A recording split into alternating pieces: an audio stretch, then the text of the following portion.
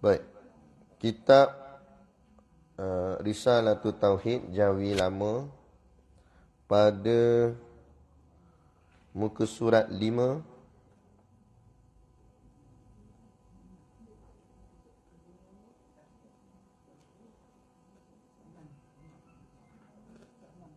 Kitab Rumi. Rumi muka surat 6.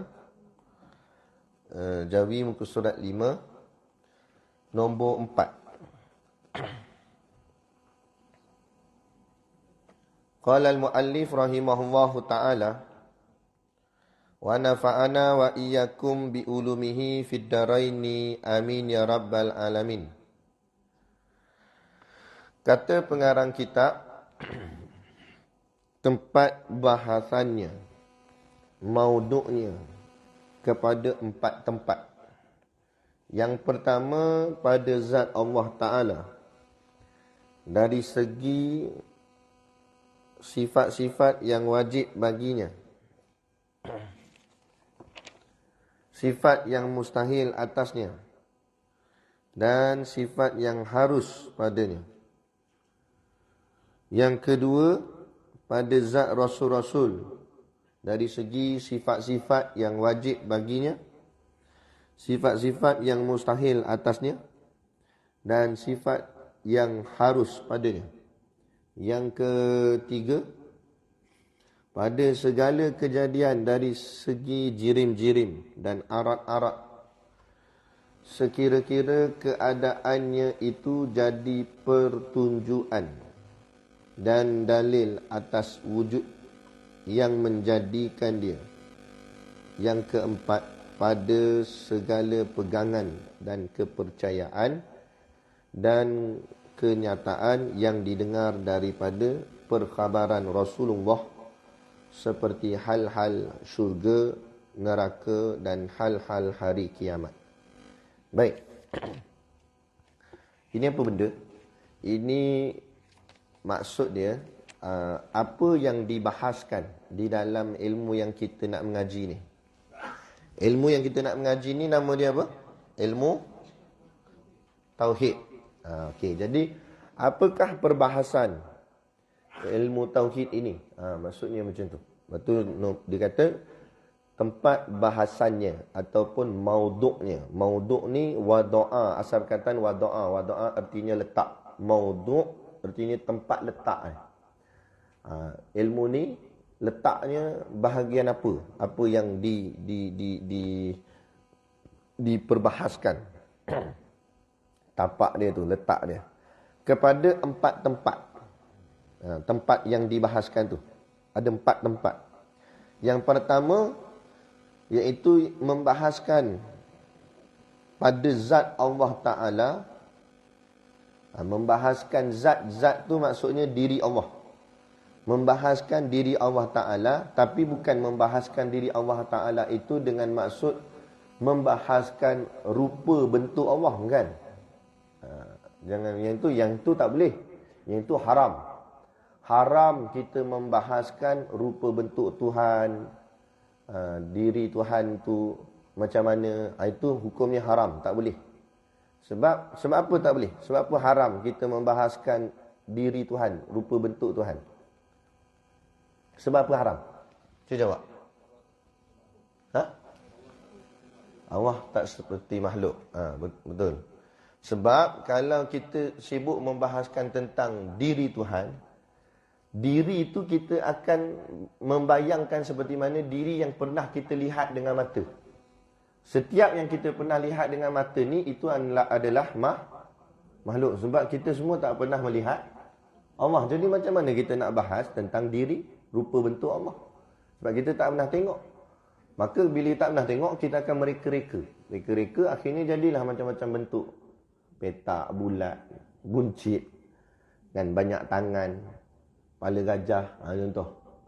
Kan? Sebab itu manusia ni, semua manusia ni, Tuhan dia Allah. Tak kira lah dia Acoh ke, Mutusami ke, Yahudi Israel ke, tak kira. Tuhan dia Allah. Tapi menyebabkan mereka ni memikir ikut kepala otak sendiri. Tu.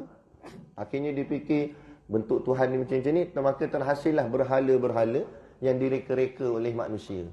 Kita beruntung alhamdulillah kita jadi orang Islam.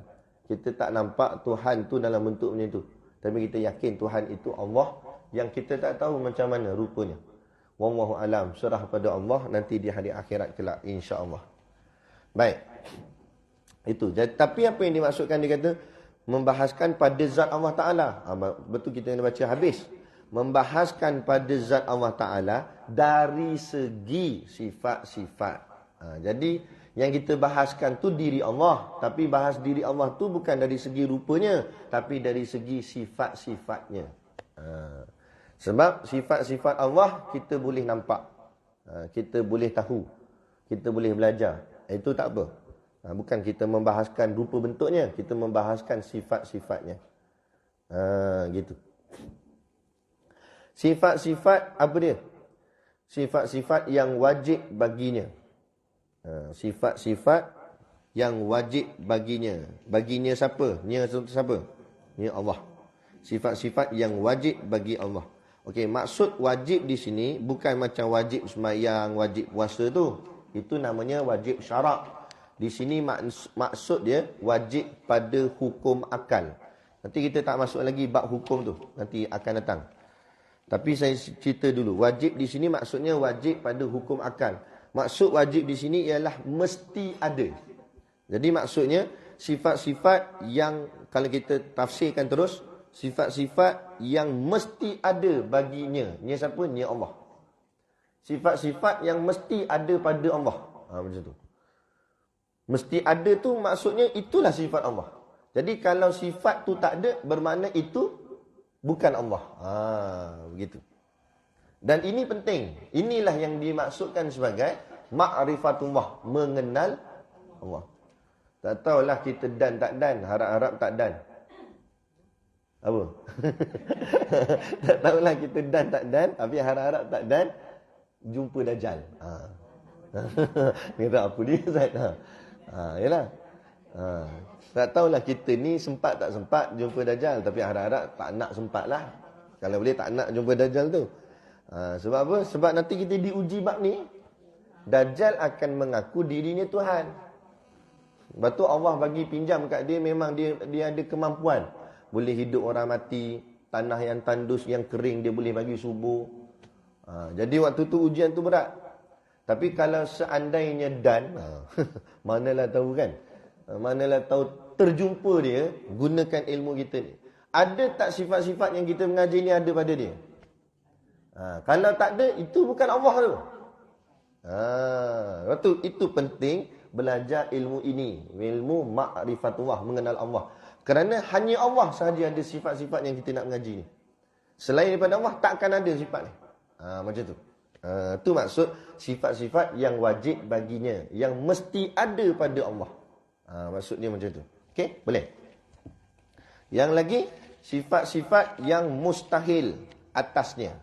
Kemudian dia kata lagi, sifat-sifat yang mustahil atasnya. Sama juga. Mustahil maksudnya mesti tak ada. Sifat-sifat ni mesti tak ada pada Allah. Kalau ada tu bukan Allah. Kan? Nanti tengok orang mengaku Tuhan, Dajjal ke apa kan? Ni mana ada sifat Tuhan tak macam ni? Jadi ni bukan Tuhan. Sebab itu mustahil. Mesti tidak ada. Macam tu. Mustahil. Akal tak boleh terima. Maksud mustahil di sini, akal tu mengatakan mustahil. Akal tak boleh terima kata Tuhan macam ni. Kan? Kalau pakai akal lah. Pakai akal. Adakah Tuhan boleh jadi bertangan, berkepala? Pakai akal kita fikir. Boleh ke Tuhan macam tu? Jadi Tuhan tu berupa-rupa macam rupa-rupanya kita. Tuhan dengan kita lebih kurang. Tak boleh. Lepas tu dia pula bagi makan kat Tuhan. Letak tembikai, buah oren. Contoh. Ni fikir dengan akal, logik. Siapa bagi makan siapa patutnya? Kan? Kalau ayah dengan anak pun logiknya ayah bagi makan ke anak, bukan anak bagi makan ke ayah. Lainlah kalau ayah tu dah tua. Kan? Tapi logiknya Tuhan nak bagi makan dekat makhluk, hamba dia. Sebab Tuhan tu yang kaya, Tuhan tu yang hebat. Makhluk ni lemah. Tiba-tiba makhluk bagi makan kat Tuhan. Jadi makhluk yang bela Tuhan. Macam mana? Tu. Kalau kita rapat dengan mana-mana orang bukan Islam, rapat sungguhlah memang kawan baik. Sekali-sekala ni lah orang cakap apa, cocok-cocok dia sikit. Betul ini Tuhan kata, kan? Walaupun buat dengan nada gurau supaya otak dia berfikir. Sebab ini berkait dengan akal ni, dia pun fikir. Oh betul dia kata. Selama ni habis duit bagi dia makan. Dia kata, kan? Dah mula tu cocok jarum-jarum Islam kat dia supaya dia berfikir. Lama-lama dia akan tertanya, habis tu siapa Tuhan? Kalau sampai dia dah tanya siapa Tuhan, lepas tu kita jawab, Allah. Ajar dia. Lepas tu ajak dia datang kuliah. Dan lepas tu jangan kita tak datang. Dia datang, kita datang. Dan sifat yang harus padanya. Nampak? Sifat yang harus padanya. Maksud harus di sini boleh Allah boleh buat dan Allah boleh tak nak buat. Tu. Makna harus tu terpulang. Allah nak buat pun boleh, Allah tak nak buat pun boleh. Terpulang ke Allah, itu hak Allah, suka hati Allah. Macam tu. Boleh. Okey, soalan cepu emas saja je nak tengok. Siapa boleh jawab ni kita bagi hadiah. Tahu hadiah dia apa? Package umrah. Mahal sangat. Ni lagi power. Package 3 hari 2 malam di pondok kami. Tak nak Okey, cuba baca balik kan. Dia kata sifat-sifat yang wajib. Nampak dia tulis sifat-sifat yang wajib. Dia kata. Lepas tu bahagian mustahil pun dia kata sifat-sifat yang mustahil atasnya. Tapi bila sampai kat harus, dia kata dan sifat yang harus padanya. Soalan saya, kenapa bahagian wajib dia kata sifat-sifat yang wajib bagi Allah? Lepas tu mustahil pun dia kata sifat-sifat yang mustahil atasnya, atas Allah. Tiba sampai ke harus dia guna satu je, sifat yang harus baginya. Kenapa wajib disebut sifat-sifat 2 kali? Kalau mustahil pun sifat-sifat. Tapi kalau harus dia tak sebut sifat-sifat, dia kata sifat yang harus padanya. Bagus. Nasib baik tak nak pergi kan hadiah tadi tu kan.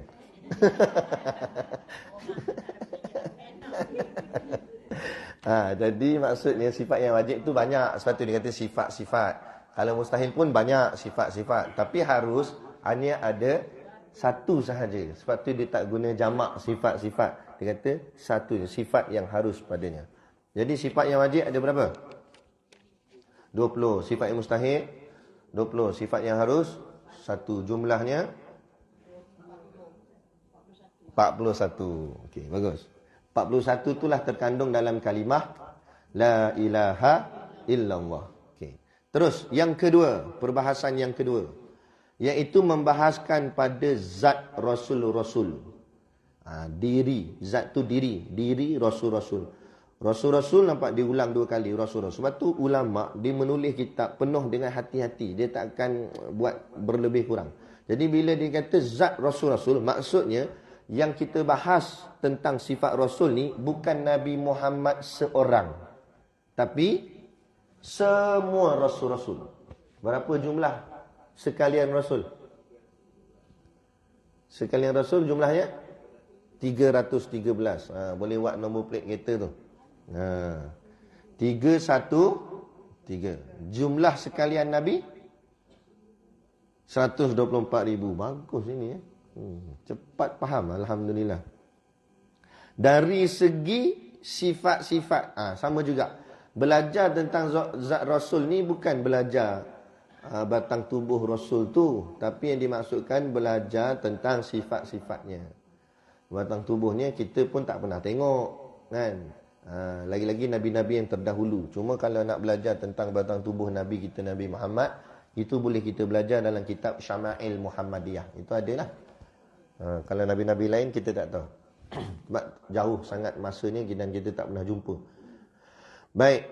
Tapi yang kita nak bahas ni ialah sifat-sifatnya. Sebab sifat-sifat Rasul semua sama. Bukan Nabi Muhammad seorang, semua Nabi sifatnya sama. Itu sebab tu kita belajar sifat, supaya kita kenal semua Rasul-Rasul kita ni sifatnya macam mana. Dari segi sifat-sifat yang wajib baginya. Sekali lagi juga, maksud wajib di sini ialah mesti ada. Sifat tu mesti ada pada Rasul. Kalau tak ada, tu bukan Rasul. Maksud macam tu. Dan sifat-sifat yang mustahil atasnya, begitu juga. Sifat tu tak boleh ada pada Rasul. Kalau ada, tu bukan Rasul. Tu pembohong.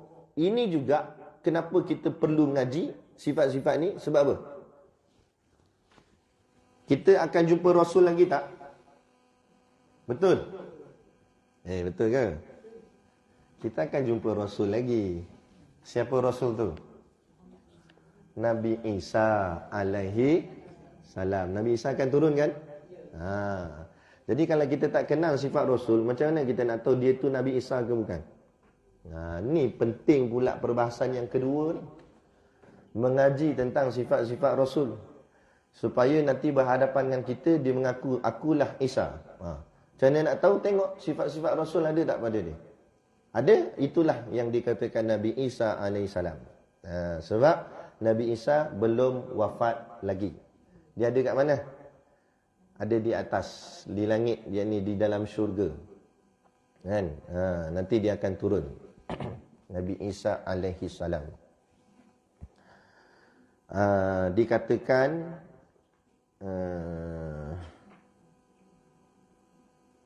ada 4 orang Nabi yang belum wafat. Wallahu a'lam. 2 di bumi, 2 di langit. Yang di langit tu Nabi Isa dengan Nabi Idris alaihissalam. Sebab Nabi Idris dia nak tengok syurga. Akhirnya kemudian malaikat kata kalau nak tengok syurga kena mati dulu. Maka dia kata tak apa, cabut nyawa dia.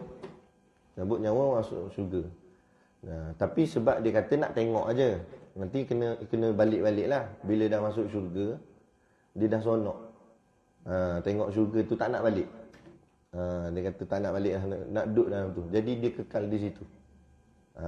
Kekal situ. Jadi pendapat ulama kata, setengah pandangan ulama lah kata belum wafat. 2 Nabi di langit, iaitu Nabi Isa dan Nabi Idris. Di bumi pun ada lagi 2 Nabi yang belum wafat. Satunya Nabi Khidir alaihissalam. Seorang lagi? Saya lupa nama dia. Nabi Ilyas. Betul. Nabi Ilyas. Nabi Khidir dengan Nabi Ilyas. Dikatakan.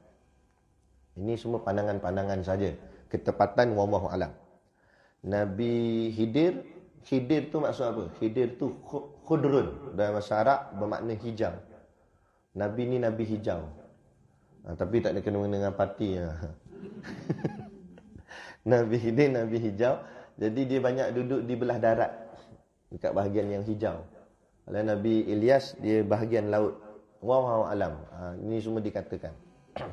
Dan ada juga disebut di dalam sebahagian kitab, dikatakan Nabi Khidir ni, dia tak ada tulang kat tepi ni. Jadi kalau kita salam, kita dapat rasa lembut kat bahagian ni. Itu satu. Sebab tu lagi, dekat bibirnya ni, kalau bibir kita ni kan ada lekuk sini. Dia tak ada lekuk. Itu antara ciri-ciri dia. Dan dia suka berpakaian-pakaian hijau. Pak Lang hijau.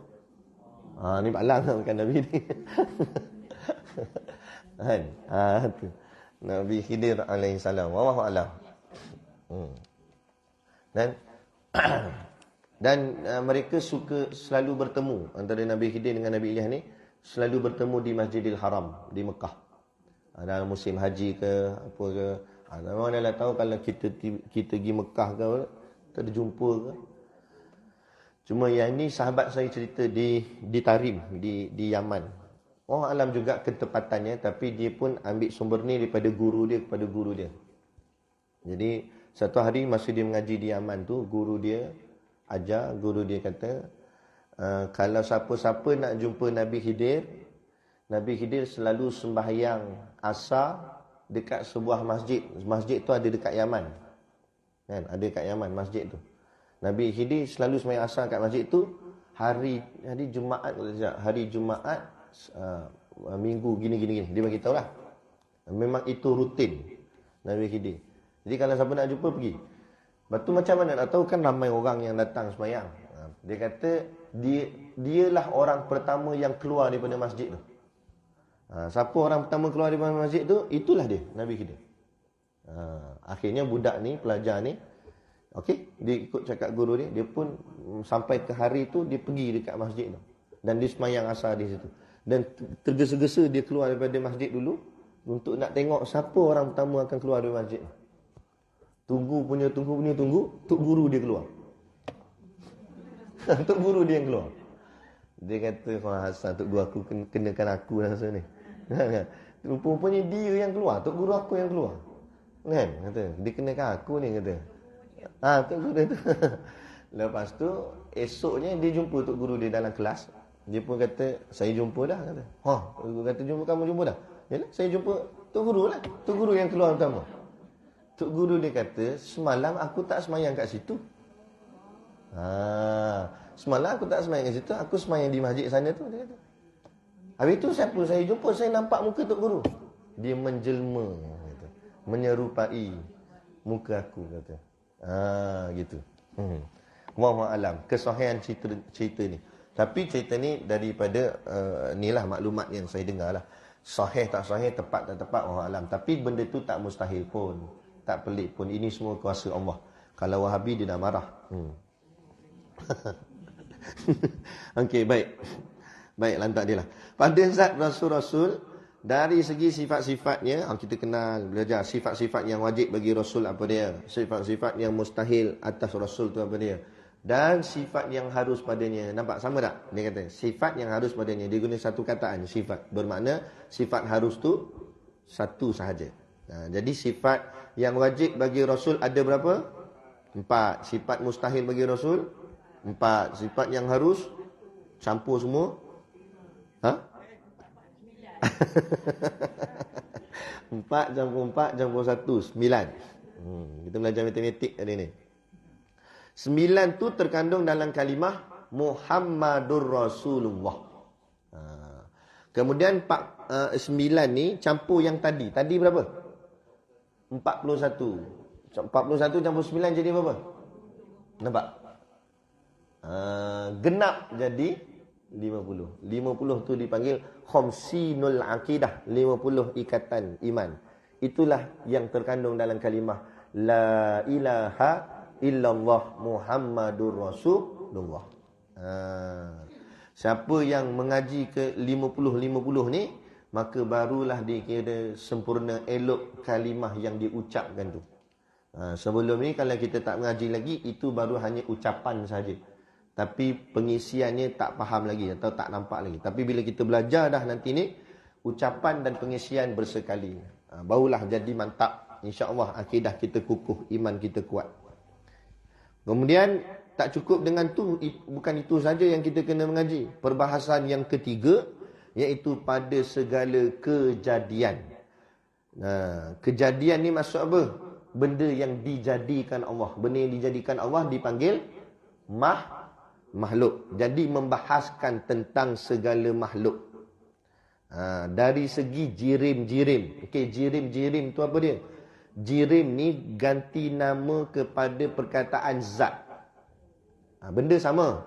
Cuma ulama' menggunakan perkataan lain untuk membezakan dengan Allah. Kalau zat, kita guna untuk Allah. Tapi kalau jirim, kita guna untuk makhluk. Tapi maksud jirim tu samalah, iaitu diri. Diri kita ni. Diri makhluk. Diri makhluk dipanggil jirim, diri Allah dipanggil zat. Boleh? Tu jirim-jirim, diri-diri makhluk. Dan arat-arat. Arat-arat tu pula ganti nama bagi sifat. Sama juga. Perkataan sifat digunakan untuk Allah, sifat-sifat Allah. Tapi perkataan arat digunakan untuk makhluk. Jadi maksudnya arat tu artinya sifat-sifat makhluk. Boleh? Okey? Gitu. Dan lagi untuk kita lebih faham lagi, jirim itu bermaksud mengambil lapang. Itu maksud jirim. Mengambil lapang ataupun mengambil ruang. Macam kita ni makhluk ni, Kita masuk dalam dewan kuliah ni, kita telah mengambil ruang dan mengambil lapang kawasan ni. Katalah ruang dewan ni boleh muat berapa ribu orang? 15,000 boleh? 2,000 lah kata contoh, 2,000. 2,000 tu pun dah macam sardin. Ada yang tersangkut kat kipas pun ada. Kan? 2,000 tu memang pack sungguh. Rapat sangat. Jadi 2,000 orang ni telah mengambil ruang surau ni, ruang dewan ni, seluruh dewan. Sehingga kan orang nak masuk seorang lagi pun tak lepas dah. Sebab ruang tu dah penuh. Itu maksud jirim. Itu kita jirim. Adapun Allah, Allah bukan jirim. Jadi bermakna, bila kita sebut Allah bukan jirim, artinya Allah tidak mengambil ruang. Pandai. Allah tak mengambil ruang. Allah tak mengambil lapang. Bila Allah tak mengambil ruang, artinya Allah tidak bertempat. Bagus. Oh, sonok ngajar sini. Tanya jawab, tanya jawab. Ini tak tanya krik-krik, tanya krik-krik. Kan? Ini baguslah, alhamdulillah. Jadi itu membuktikan bahawa Allah tidak mengambil tempat. Allah tak bertempat. Sebab kalau Allah mengambil tempat, bermakna Allah mengambil ruang. Kalau Allah mengambil ruang, artinya Allah itu jirim. Maka mustahil. Allah bukan jirim, Allah tak mengambil ruang, Allah tak mengambil tempat. Bila tak mengambil tempat, tidak ada istilah Allah di langit, di tepi, di darat, di laut, di air, di dalam, apa tak ada. Di dalam, di luar. Okay, kalau contoh orang tanya, Allah ni dalam alam semesta ke luar alam semesta? Ada yang jawab luar lagi? Ada jawapan lain? Mana-mana pun ada, dia kata. Lagi? Luar dan dalam. Oh, luar dan dalam pula. Lagi? Semua jawapan tu salah belaka. Okey, sebab luar masih lagi tempat, dalam masih lagi tempat. Tadi apa jawab tadi? Mana-mana. Mana-mana pun tempat lagi. Ya, jadi Allah kita sebut tadi, Allah tidak bertempat. Jadi luar alam pun tidak, dalam alam pun tidak. Itu Allah kat mana? Wallahu a'lam. Situ dah. Situ jawapan akhir, sudah. Jangan kupas lagi. Kupas lagi kita tak boleh faham. Sebab kita lemah. Akal kita lemah. Nak memahami akan hebatnya Allah Ta'ala tu. Tunggu hari akhirat je lah. Dapat melihat Allah jika diizinkan akan Allah. Begitu. Okay, jadi pegang mulai hari ini, pegang kuat-kuat. Allah tidak mengambil ruang dan tidak mengambil lapang dan tidak mengambil tempat. Jadi perbahasan tentang dalam dan luar, atas, bawah dan sebagainya tidak terkait dengan Tuhan. Tidak terkait dengan Allah. Jadi jangan lagi sebut kita kata Allah di luar, Allah di dalam dan sebagainya. Tak ada. Ataupun kita kata Allah di mana-mana. Kerana mana-mana tu masih lagi menunjukkan tempat. Tak boleh juga dikatakan Allah di mana-mana.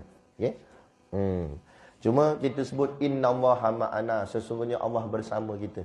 Bersama kita tu bukan maksudnya kita kat surau ni, Allah pun kat sini. Kita dekat rumah lagi, Allah pun kat rumah. Tapi Allah kat rumah dia. Rumah orang lain macam ni kita.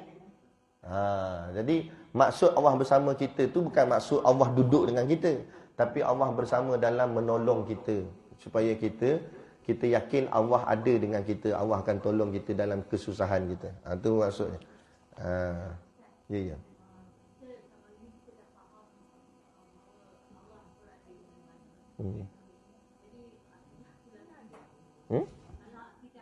Salah. Salah. Berdosa. Tapi dulu tak tahu nak buat macam mana.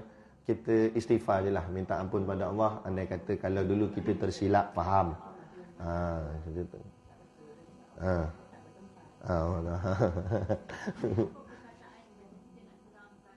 Kepada orang. Istilah yang ulama ajar, Allah wujud bila makan. Artinya Allah ada dengan tidak bertempat. Inilah pegangan akidah ahli sunnah wal jamaah. Allah wujud, Allah ada. Jangan kata Allah tak ada pula. Allah ada, tapi adanya Allah itu tidak bertempat. Sebenarnya inilah pokok pegangan ahli sunnah wal jamaah. Inilah yang membezakan seseorang itu ahli sunnah wal jamaah ke bukan. Kalau dia kata Allah tu di langit, bermakna dia bukan ahli sunnah wal jamaah. Lepas tu baru-baru ni muzakarah. Dijemput semua asatizah di negeri Perak. Masuk saya tapi saya tak pergi. Muzakarah tu dibuat bersama dengan semualah Jabatan Agama Islam dengan muftinya, sekali dengan Tuanku Sultan kita. Kemudian berbahas tentang masalah akidah ni lah. Akhirnya keputusan daripada perbahasan tu memutuskan bahawa fahaman yang suka membida'ahkan amalan orang ini atau dikenali dengan fahaman Wahabi terkeluar daripada ahli sunnah wal jamaah. Maka hati-hati. Bila nak mengaji, jangan mengaji daripada fahaman mereka tu. Kerana kita dah putuskan fahaman mereka ni keluar daripada ahli sunnah wal jamaah. Mereka bukan ahli sunnah wal jamaah. Sebab apa? Salah satu sebab kenapa mereka dikeluarkan. Sebab mereka mengatakan Tuhan tu duduk di langit. Sedangkan pegangan ahli sunnah wal jamaah kita pegang, Allah ada tidak bertempat. Langit tu bertempat. Boleh faham? Okay? Tapi tak apa. Sebab kita baru mula. Ini pun baru muka surat 6. Nanti kita mengaji dalam sampai khatam nanti insya-Allah. InsyaAllah saya doakan tuan-tuan semua, ayah ibu yang dirahmati Allah semua akan faham. InsyaAllah akan nampak. Oh macam ni, oh tu patutlah macam ni, patutlah macam ni. Kita nampak insyaAllah. Seperti mana Allah nampakkan saya, macam tu juga Allah akan nampakkan ayah ibu yang dirahmati Allah sekalian juga. Itulah pentingnya ilmu. Kemudian nak kuat lagi, kita mengaji lagi. Kitab Tauhid bukan satu ni je, banyak lagi kitab Tauhid. Ini salah satunya. Dan kenapa saya pilih kitab ni? Sebab kitab ni yang perkataan ni paling mudah untuk difaham bagi orang awam. Orang yang baru nak mengaji, senang nak faham ayat dia tu. Kalau kitab-kitab lain, ayat dia agak tinggi sikit. Agak perlu dihurai dalam sikit. Tak apalah. Kalau kita khatam kitab ni esok, satu hari nanti. Bukan esok tu esok. Tak tahu bila lah. Kan? Bila pula tak tahu lah. Sampai asalnya dia janggut hitam sampai tukar putih. Kan? Kalau khatam esok, lepas tu kita nak mengaji lagi, kita ambil kitab Tauhid yang level dia atas sikit lagi. Contoh macam Faridatul Faraid ke, Bakuratul Amani ke, tu. Lagi nanti kita akan lagi jelas. Kita lagi nampak keyakinan kita. Dan dari situlah kita dapat tahu membezakan mana fahaman ahli sunnah wal jamaah dan mana yang bukan daripada fahaman ahli sunnah wal jamaah. Kadang-kadang ada jemaah yang tanya saya, Ustaz, boleh tak Ustaz terangkan kat kami Wahabi tu macam mana? Sebab tu saya sebut, kita tak perlu belajar Wahabi tu siapa dan macam mana. Kalau kita nak belajar, jadi masalah pula. Padahal banyak lagi benda kita kena mengaji. Sibuk nak mengaji pasal dia buat apa. Jadi tak payah. Kita mengaji saja kita punya. Ahli sunnah wal jamaah tu macam mana. Akidah kita tu macam mana. Jadi bila kita faham elok-elok akidah kita, mana-mana yang datang yang tak sehaluan dengan akidah kita, yang bercanggah dengan akidah kita, maka kita tolak. Tak kira lah nama dia Wahabi ke, Wahabu ke, Wahaba ke, tak kira. Sebab nama ni macam-macam.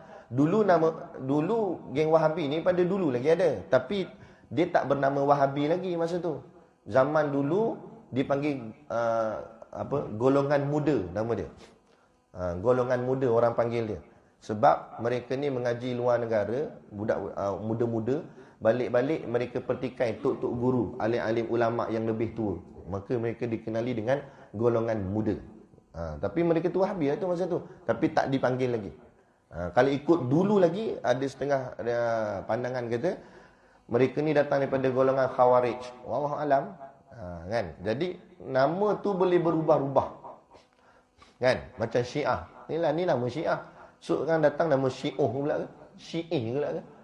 Jadi, kita tak payah sibuk nak mengaji ajaran mereka. Kita mengaji ajaran kita. Mana yang bercanggah dengan kita punya, kita tolak. Tak pakai. Gitu. Boleh?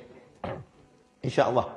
InsyaAllah kalau kita niat. Sebab tu belajar ni niat kena ikhlas dulu. Kena betul. Niat nak mengaji apa semua ni, kena betul. InsyaAllah kalau niat kita betul, Allah pertemukan dengan guru yang betul, jalan yang betul.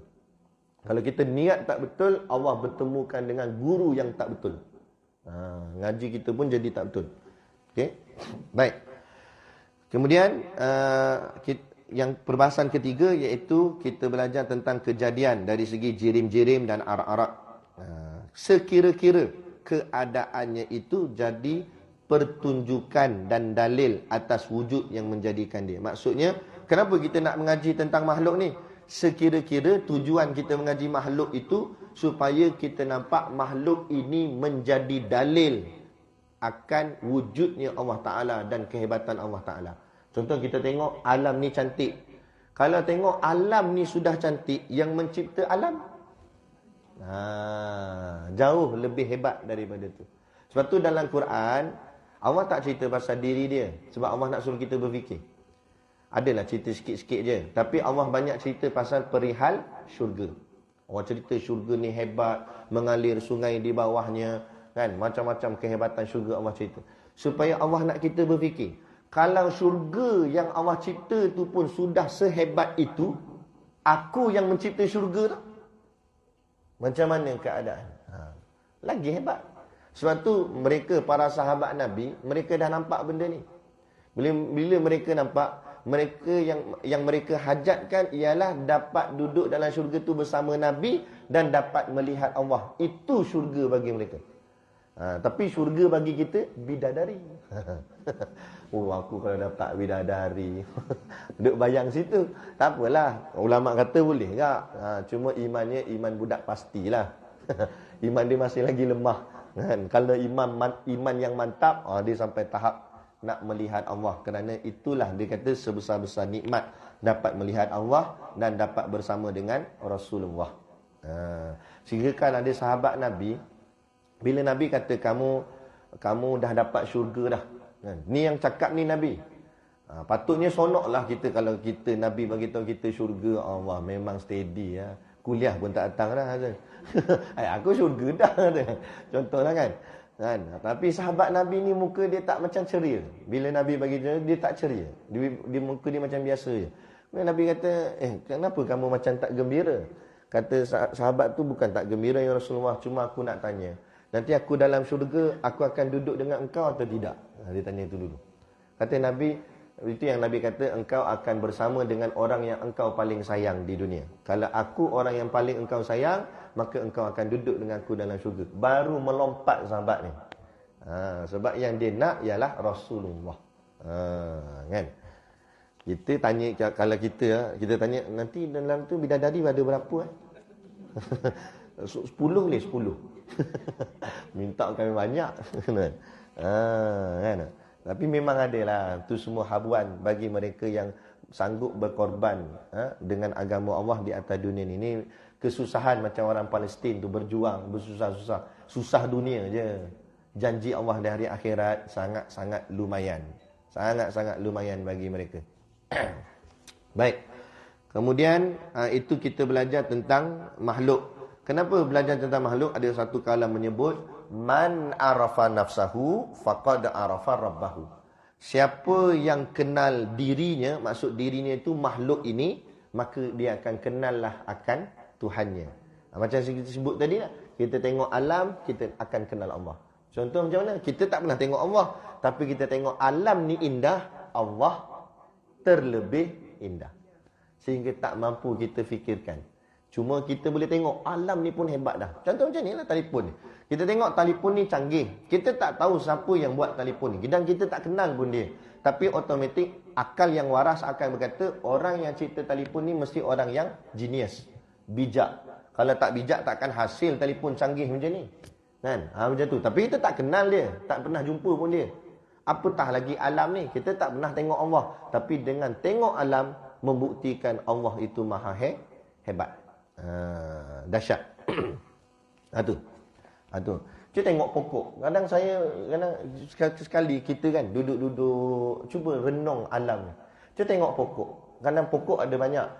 Tapi setiap pokok tu tak sama rupa dia. Betul tak? Pergi kat hutan tu tengok satu-satu. Kalaulah kita buat mesti sama semua, betul tak? Yang ni bentuknya ni macam ni, sama. Ni pokok ni jap macam ni macam ni, ni macam ni, ni macam ni, ni macam ni. Ni, cap jari kita ni. Ada berapa juta bilion semua manusia atas dunia ni. Semua tak sama ni. Tu yang polis boleh cek cap jari ni siapa. Padahal jari besar ni Kan? Lingkaran pusing tu tak sama berjuta-juta, berbilion-bilion manusia. Boleh masuk akal tak? Oh, pening kalau kita nak fikir. Itulah hebatnya Allah Ta'ala. Inilah cik dia. Kan? Allah Ta'ala hebat. Bila nampak itu kita nak sebut, Subhanallah. Hebatnya engkau wahai Tuhan. Itu yang Allah suka tu. Itu yang Allah sayang tu. Kan? Ni dak tengok, ya, tengok pokok. Ini boleh buat balak ni, kaya ni. Dia nampak dunia aje. Bukanlah salah nampak dunia tu, tapi biarlah nampak hebatnya Allah sama. Kan, kekuasaan Allah. Satu. Okey, contoh kan lagi. Kenapa Allah buat kebanyakan buah tu duduk atas pokok? Boleh tak boleh dengan kuasanya Allah, Allah buat buah tu duduk bawah? Senang kat kita. Ambil macam tu je, tapi duduk kat atas. Nampak? Kalau kita kata, kalau aku jadi Tuhan cik, contohlah kan. Kata aku letak bawah. Fikir, kenapa Allah letak buah tu di atas? Tu Allah nak, afala ta'qilun, tidakkah kamu mahu berfikir? Cuba fikir. Apa yang Allah cipta ni semua Allah nak suruh kita fikir. Apa hikmah di sebalik ni? Usaha. Allah nak ajar kita, nak dapat sesuatu kamu kena usaha. Buah kat atas, tu rezeki, tarik dia. Tarik kadang-kadang senang, kadang-kadang susah. Itulah usaha dalam hidup. Kena usaha. Mana nak datang bergolek, senang-senang, bermudah-mudah. Bila ada usaha, baru kamu menghargai. Kan? Kalau tak ada usaha, kamu tak akan hargai. Dapat dengan senang. Kan? Kamu buat tak kisah. Tapi bila nak dapat tu susah, kamu akan menghargainya. Kamu akan jaga dia elok-elok. Sebab tu orang jaga pokok elok-elok. Sebab nak dapat tu susah. Cuba dapat tu senang. Buat tak kisah je. Macam lalang. Kan dapat senang. Orang buat tak kisah dengan lalang. Ada tak orang jaga lalang? Jangan. Takut babi sondol lalang ni nanti. Ada orang pagarkan lalang. Tak ada pagar. Sebab senang nak lalang tu. Biar dia naik sendiri. Jadi semua Allah cipta ni, Allah nak suruh kita berfikir. Tengok hasilnya, manusia mencipta kapal terbang. Dia tiru siapa tu kapal terbang? Sebab tu rupa kapal terbang tu kan macam burung, ada kepaknya. Jadi manusia bijak ke siapa bijak? Tuhan lah bijak. Tiba-tiba lawan Tuhan. Hudud tak sesuai nak dilaksanakan di tempat kita. Hang pula lebih bijak daripada Tuhan. Gitu. Boleh faham? Baik, itulah hikmah kenapa perbahasan ketiga kita ni membahaskan tentang diri makhluk. Supaya belajar tentang makhluk ni, kenal akan yang mencipta makhluk. Itu maksud dia. Yang keempat, perbahasan yang keempat dan yang terakhir, dan boleh balik lepas tu, iaitu membahaskan pada segala pegangan. Pegangan maksudnya akidah dan kepercayaan. Kepercayaan artinya keimanan. Akidah kita, keimanan kita dengan kenyataan yang didengar daripada perkhabaran Rasulullah sallallahu alaihi wasallam. Dalam bahasa Arabnya dipanggil ini perkara-perkara sam'iyat, nama dia. Sam'iyat. Sam'iyat tu ambil daripada perkataan sama'. Sama' artinya dengar. Sam'iyat, perkara yang kita dengar. Dengar daripada siapa? Perkhabaran Nabi kita, Nabi Muhammad SAW, Rasulullah. Tentang apa? Tentang hal-hal yang ghaib, yang tak nampak di mata. Ghaib ni apa pula? Apa maksud ghaib? Makna ghaib dua. Yang pertama, tak pernah lihat oleh mata. Yang kedua, tak terjangkau dek fikiran akal. Contoh, kita ambil syurga. Siapa sini pernah tengok syurga? Cuba bangun, nak masuk dalam live. Dan tak pernah, syurga kita tak pernah tengok dengan mata kepala kita. Dan terjangkau tak dengan akal kita? Kita mungkin boleh fikir, bila baca tentang syurga, kata mengalir sungai di bawah, kita pun bayang sungai kat bawah. Lepas tu burung berkicauan, taman yang hijau. Lepas tu kita fikir bidadari, kita pun entah fikir awet mana tak tahu, berlari-lari, oh cantiknya dia. Kan? Itu yang kita fikir. Tapi hakikat sebenar, kalau kita masuk syurga nanti, jauh berlipat-lipat kali ganda lebih lawa daripada yang kita fikir tu. Macam mana? Wallahu a'lam. Tak boleh nak cakap. Tak tahu nak cakap macam mana. Terlebih, jeng. Terlebih cantik. Macam mana tak tahu. Baca dalam kitab Sairus Salikin, kami mengaji di pondok kan. Oh, kalau bab ni, anak murid semua segar dengar gitu. Ngaji sifat 20 gini. Kami di pondok lah, bukan sini, di pondok. Tok Guru ngajar Sayyidul Salikin bab perihal syurga. Tok Guru ajar cerita pasal syurga, cerita pasal bidadari syurga. Dalam kitab tu cerita, bidadari ni punya cantik, kita pandang dia, kita tengok muka dia, cantik. Cantiknya. Lepas tu mungkin kita nak tengok benda lain ke, nak tengok pokok-pokok kat dalam syurga, kita tengok tempat lain jap. Bila kita pandang dia balik, ni orang yang sama ni, bukan orang lain, orang yang sama. Bila kita pandang sekali lagi, dia lebih cantik daripada pandangan yang pertama tadi. Kita kalih lain, tengok lagi sekali, lagi cantik lagi. Maknanya lagi ditengok, lagi cantik. Akhirnya macam ni. Kan? Lepas tu bini-bini pun kata, amboi, kalah kami macam ni, kata dia. Isteri-isteri yang solehah di dunia akan menjadi ketua bidadari-bidadari yang lain. Jadi bagi seorang lelaki yang paling ceroy sekali, paling ceroy. Mungkin ibadat sunat dia kurang, tapi wajib bagus, kan? Tu ceroy lah tu maksudnya.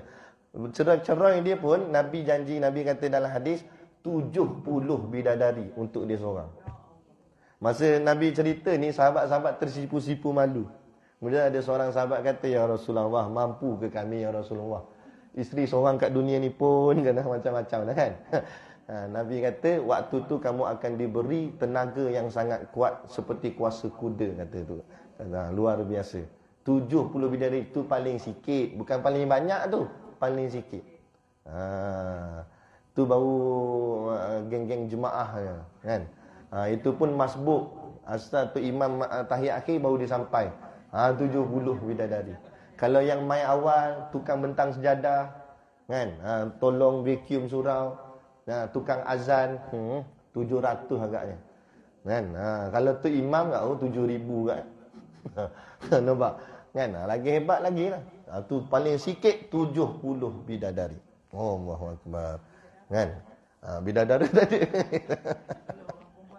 Orang perempuan ni kebahagiaan dia dapat suami seorang yang baik, yang tu pun dia okey dah. Sebab orang perempuan bukan bahagian tu. Orang perempuan dia suka apa?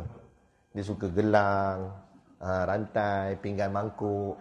Itu semua dia dapat nanti sana. Sutera, kan? Baju cantik-cantik, tudung lilak-lilak masuk kat sini, pusing kat sana, keluar kat sini. Itu semua perhiasan-perhiasan tu dapat kat dia tu. Kat sana nanti. Lepas tu diceritakan nanti mereka ni isteri yang solehah, dia akan jadi ketua bidadari dan pakaian dia nanti melilak-lilak dengan penuh permata-permata. Dia paling lawa daripada bidadari-bidadari lain. Kata guru kami, muka tu muka yang sama tak? Sebab ada jemaah kata, ustaz, nanti dalam syurga boleh tak saya nak orang lain, tak nak isteri yang ni dia. Kasar sungguh ni. Kenapa? Dia nak elok sikit dia kata. Jadi kata ulama, muka tu muka sama. Sama yang macam isteri kita kat sini ni, tapi jauh lebih cantik daripada tu. Dia tak boleh bayang, kata macam mana nak cantik muka bini saya tu. Dan Allah boleh buat lah. Sebab cantik ni pandangan mata kita, betul tak? Ada orang dia suka yang cabi-cabi, dia kata cantik. Ada orang lain kata tu bukan cabi, tu gemuk katanya, contoh. Ada orang yang suka kurus-kurus, ada orang kata itu bukan kurus, tu keding, kata. Cantik ni bergantung pada apa yang Allah letakkan pada perasaan kita, kan? Jadi dalam tu nanti memang dia paling cantik. Bidadari lain cantik juga, tapi paling cantik tu isteri yang solehah, ketua bidadari, yang disebut Ainul Mardiyah tu. Ada dia. Dia lah, kan? Tapi kena solehah dululah.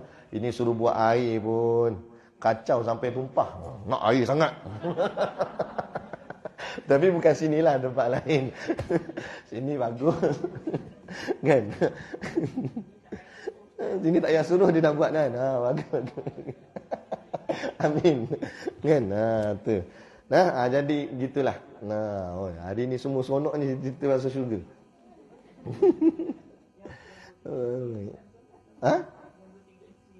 2-3 isteri.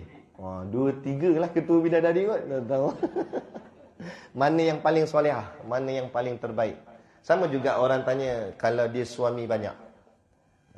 Kan dia kahwin meninggal ataupun cerai. Jadi kahwin suami lain pula, kan ada 4 orang suami dah, macam mana dia? maka suami yang paling baik dengan dia siapa? Sekalipun suami itu ceraikan dia, tapi suami itulah yang paling baik sebenarnya. Dialah akan jadi king ataupun pasangan dia nanti dalam syurga. Gitu. Jadi nak tanya apa lagi? Tapi ini semua adalah pandangan-pandangan ulama. Yang paling tepatnya nanti kita rasalah kat sana sama-sama. InsyaAllah, amin. Moga-moga kita semua masuk sana. Baik, itu dia. Jadi yang keempat ni, belajar perbahasannya tentang hal-hal perkhabaran yang kita dengar daripada Rasulullah, seperti hal-hal benda-benda yang gaib, seperti perihal syurga, perihal neraka, dan hal-hal yang lain seperti hal-hal hari kiamat dan sebagainya. Benda-benda yang gaib, benda-benda yang tak nampak dengan mata kita dan tak terjangkau di akal kita. Macam mana? Wallahu alam. Tapi wajib kita beriman, yakin. Siapa yang menolak syurga, neraka, hari-hari kiamat, benda-benda gaib ni, maka kafir dia. Aku tak percaya ada syurga neraka, cakap gitu, kafir. Walaupun cakap dia main-main. Kan? Aku gurau je. Gurau tak gurau, benda ni tak boleh gurau. Bab akidah tak boleh gurau. Jadi boleh jadi kafir dia. Habis kalau dia dah tercakap itu, wajib taubat dan mengucap semula 2 kalimah syahadah, masuk Islam balik. Kalau tidak, dia dikira murtad, terkeluar daripada Islam. Sebab benda ni, benda sam'iyat ni, benda yang mesti dipegang. Sebab dia salah satu daripada 4 pokok utama dalam tauhid. Macam kita belajar ni. Yang pertama tadi, sifat-sifat Allah. Yang kedua, sifat-sifat Rasul. Yang ketiga, belajar tentang diri makhluk dan sifatnya. Yang keempat, iaitu perkhabaran yang kita dengar daripada Rasulullah.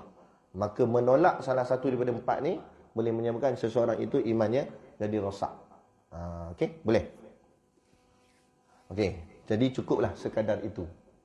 Yang banyak sangat, nanti lupa bidadari itu macam mana. InsyaAllah. Nanti kita akan sambung nombor 5. Faedah ilmu ini. Itu kita akan sambung kuliah kita yang akan datang. InsyaAllah. Ya, ya. Apa beza zat dengan sifat? Bagus soalan tu. Ambil masa sikit lah. Zat dengan sifat. Okey, zat sesuatu benda, sesuatu yang boleh berdiri dengan sendirinya, itu zat. Kalau ia makna yang dituliskan dalam kitab lah, macam tu dia kata. Adapun sifat, dia tak boleh berdiri sendiri, dia mesti berdiri di atas zat. Itu makna sifat.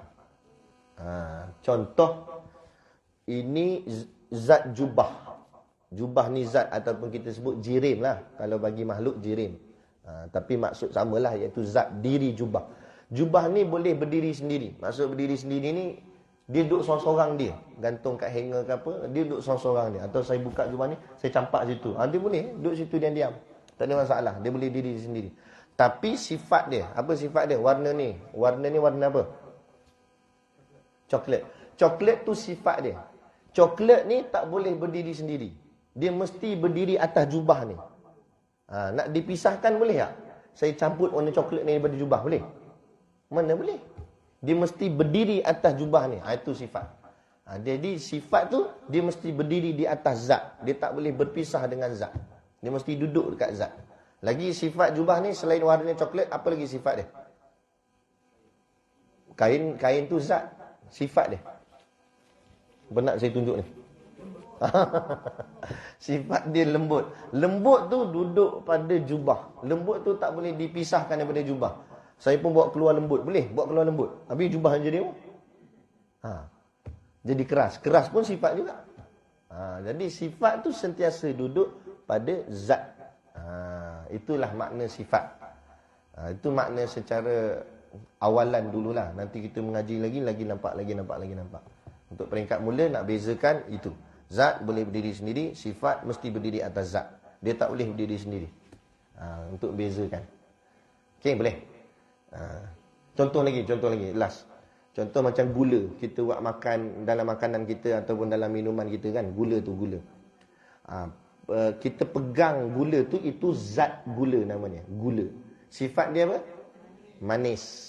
Manis tu ada dalam gula tu. Kan? Tapi kita tahu tak manis tu duduk tang mana? Atas gula ke, bawah gula ke, kanan gula ke, kiri gula, tak tahu. Tapi kita tahu dia ada dalam gula. Sifat ni maksudnya sesuatu benda yang boleh dilihat dan boleh dirasai. Contoh macam warna coklat tadi boleh kita nampak dengan mata kita. Boleh dirasai dengan lembut. Sifat gula tadi pun boleh dirasai, manis tu. Macam mana nak rasa manis? Masuk dalam mulut. Dan apa bukti dia manis? Rasa manis dan terkena kencing manis. Tu bukti dia lah, kan? Jadi itu menunjukkan sifat dia tu manis. Tapi jadi sifat manis ni boleh tak dipisahkan daripada gula? Sebab sifat tu duduk pada zat gula. Tu bagi nampak zat dan sifat dia punya beza. Boleh tak? Okey. Okey, dah tu. Dia ada lagi. Sifat ma'ani. Oh ni soalan semua tinggi-tinggi ni. Padahal kita baru muka surat 6 je. Sifat ma'ani ni muka surat ke-20 ke berapa dah. Jadi sifat cuma saya terang secara ringkas je lah. Nanti kita akan sampai kat bab dia. Sifat ma'ani ni artinya sifat yang ada sungguh pada Allah Ta'ala. Sifat tu ulama sebut maujud fi zihin wa maujud fi kharij. Maknanya boleh dilihat dengan mata kepala dan boleh nampak dengan akal fikiran kita. Sifat yang sungguh-sungguh ada. Contoh sifat ma'ani tu sifat samak, mendengar. Sifat basar, melihat. Mendengarnya Allah Ta'ala tu ada sungguh pada Allah. Melihat tu ada sungguh pada Allah. Berbeza dengan sifat-sifat yang lain. Contoh sifat nafsiyah dengan sifat salbiyah. Lagi-lagi sifat salbiyah. Sifat salbiyah ni juga ulama' namakan dia sifat adamiyah. Asalnya sebenarnya dia tak ada. Dia hanya perkhabaran. Sebab tu juga dinamakan dia sifat khabariyah. Dia hanya nak khabarkan saja. Contohnya kidam. Kidam tu artinya Allah tak ada permulaan. Jadi dia cuma nak khabar bagi tahu Allah tak ada permulaan. Tapi kidam tu hakikatnya sebenarnya dia bukan satu benda yang ada pada Allah. Tapi dia cuma nak bagi tahu Allah itu kidam artinya tak ada permulaan. Contoh, kalau ulama buat contoh macam botak. Botak itu adalah satu perkataan yang nak maksudkan dia tak ada rambut. Tapi botak tu boleh tak kita tunjuk mana botak? Kita pun tunjuk kepala dia. Tu bukan botak, tu kepala dia. Kan? Jadi botak tu mana? Botak tu hanya khabar sahaja. Nak bagi tahu bahawa dia ni tak ada rambut. Contoh, itulah maksud sifat salbiyah. Adapun sifat ma'ani ada sungguh pada Allah Ta'ala. Macam melihat. Melihat tu nampak ni. Kalau kita makhluk lah, melihat kita dengan mata. Mendengar kita dengan telinga. Itu pada makhluk. Allah, bukanlah maksud Allah tu ada mata, ada telinga. Tapi Allah tu betul-betul memiliki sifat melihat dan sifat mendengar. Itu maksud ma'ani tu. Sifat yang ada sungguh pada Allah Ta'ala. Itu secara permulaan dululah. Nanti kita belajar lagi nampak. Dia sifat ma'ani tu semua tu dia dah sampai kat bahagian tengah dah tu. Dah tengah kitab kalau tak silap saya. Saya mengajar di Masjid Lama Taiping dah sampai setengah. Itu dah sampai kat bab tu. Jadi bab tu jauh lagi lah bagi kuliah kita ni. Mungkin umur saya entah dah berapa masa tu. Tapi tak apa, insyaAllah pelan-pelan mengaji. Okay, baik. Ada lagi soalan? Tak ada? Okey, jadi kita tangguh majlis kita pada pagi ini. Moga-moga apa yang kita mengajikan ni Allah berikan kefahaman kepada kita insya-Allah, dan dengan kefahaman itu kita dapat amalkan dalam kehidupan kita insya-Allah. Moga-moga Allah selamatkan kita dari segala fitnah-fitnah akhir zaman ini. Lagi-lagi khususnya dalam masalah akidah kita. Moga-moga akidah kita terus kekal terjaga oleh Allah SWT. Kekal kita hidup dalam iman dan mati juga dalam iman insya-Allah. Jadi cukup sekadar tu. Wabillahi taufiq wal hidayah. Wassalamualaikum warahmatullahi wabarakatuh. A'udzubillahi minasyaitonir